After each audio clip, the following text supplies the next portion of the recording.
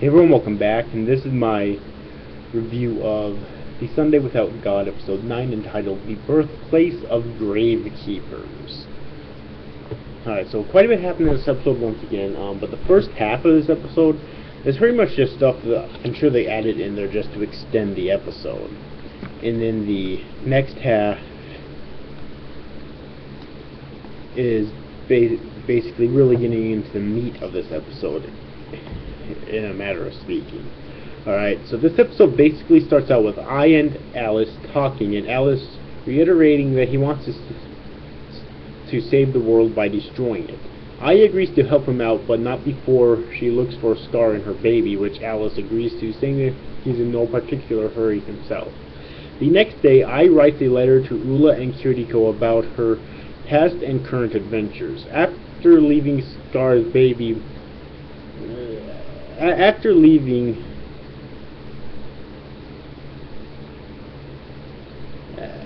learning that Scar's baby was instead with them, even though we were led to believe last episode that Scar had taken her, and also that Dee is with them too. They deliver Tanya with her parents, who seems very happy to see her after all. The rest of the Goron Academy students are staying with her for the time being, saying that they'll leave for their destinations eventually.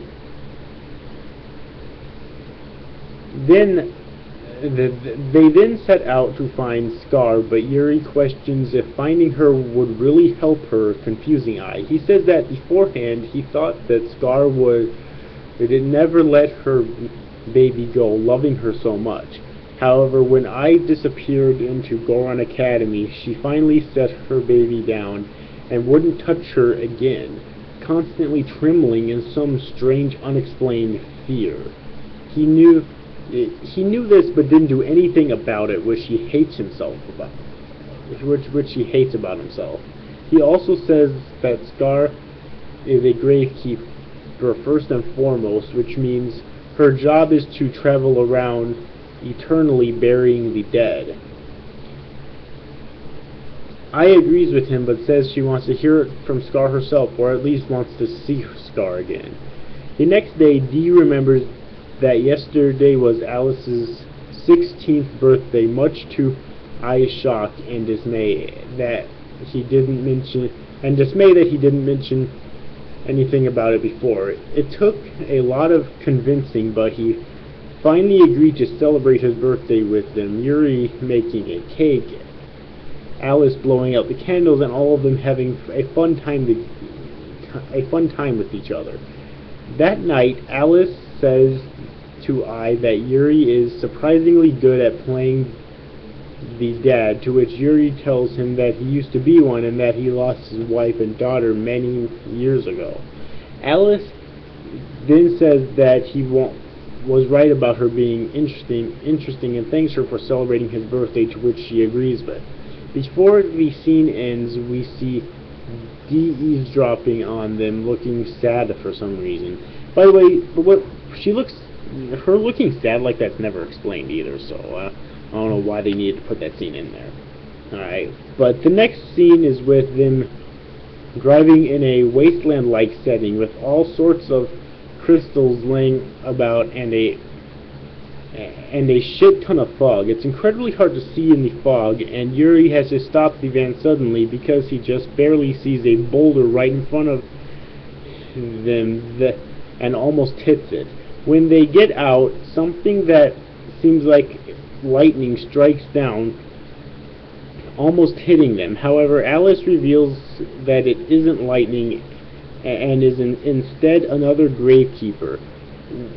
When he reveals himself, there are actually 3 of them that look exactly the same. Alice and Yuri then both explains that this is the birthplace of gravekeepers. Most gravekeepers are born right here. Many experts have discovered that when most gravekeepers are born, they look exactly the same, with a few odd cases being born, such as Hana and subsequently Ai as well.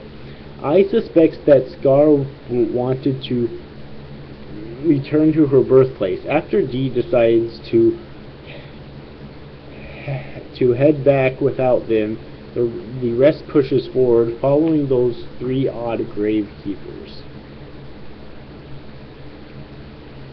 When they get far enough, they come to Star, who doesn't want to return at first, saying that as a gravekeeper, it's her duty is to assist the dead. Yuri then starts yelling at her, using her baby as a defense argument. After a little bit more arguing, he says that he will be the one to take care of her.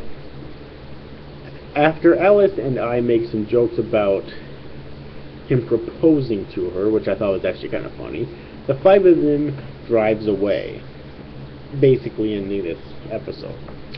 Alright, so not as much happened with the last episode, but still quite a bit happened, and overall I thought it was better than the last episode. Alright, yeah, I definitely thought it was better than the last episode. Didn't have nearly as many problems, but there was still one major problem, which I'll talk about later on. Obviously, you know, the animation and the music, as always, is still up to par in this episode. I'm actually really impressed with the animation quality in this series. Alright, so yeah, and overall I just like that they finally showed the birthplace of the Gravekeepers. And now Star is back with them once again. But the major problem I had with this episode was the pacing. I felt that it went too fast, and that, I don't know, either they could have cut out the whole beginning half altogether, or to make more time to elaborate on the second half, or they could have just made it shorter, or they could have extended this to a 2-episode type of thing. I would have been happy with that as well. I would have been happy with any 3 of them, preferably the last one though, so that I would have preferably been it would have been preferable to me that they would have just extended it to 3 episodes, or to 2, well, 3, fine, whatever, but to at least 2 episodes, so that they would have had for the birthplace of the Gravekeepers, so that they could have kept the entirety of the first half at the length that they had it of this episode, but still elaborated on a lot of shit and made it a bit longer, because this episode went by really fast. I felt it went by way too fast, personally. Alright, and that was really my biggest gripe with this episode, but other than that, it was definitely a huge step up from the last episode, that's for sure, and I can't wait till the next episode. So yeah, anyways, overall, hope you enjoyed this review, guys. See you after, guys. Thanks for watching. Bye-bye.